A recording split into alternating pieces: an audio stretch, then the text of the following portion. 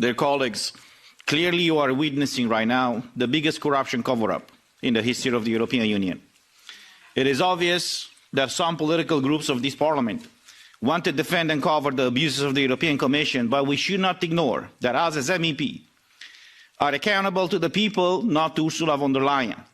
For a fact, she should be accountable to us, but this committee and the European Parliament pulled all the strings, so she would not come and answer questions here in this committee.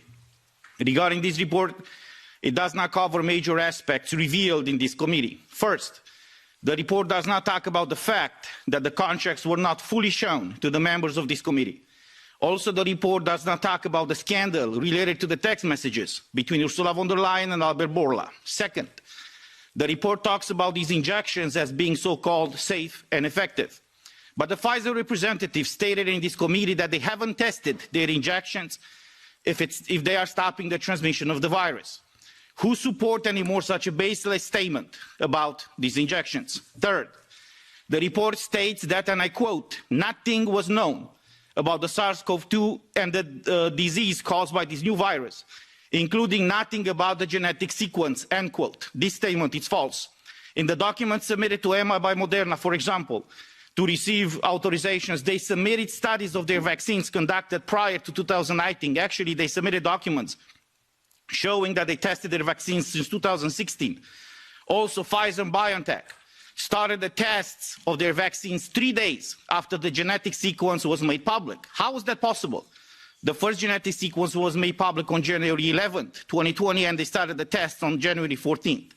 Fourth, the report claims that the vaccines saved 250,000 lives. No scientific methodology was presented that was used to calculate that figure.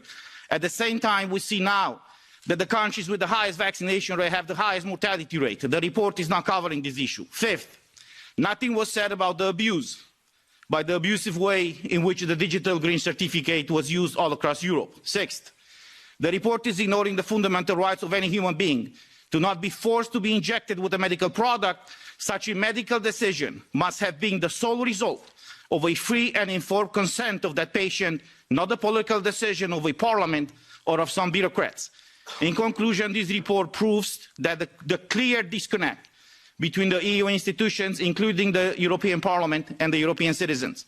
This report must be heavily amended to provide answers to the questions that actually concern people of Europe, not to defend and cover the biggest corruption scandal in the history of the European Union that involved Ursula von der Leyen and the European Commission. Thank you.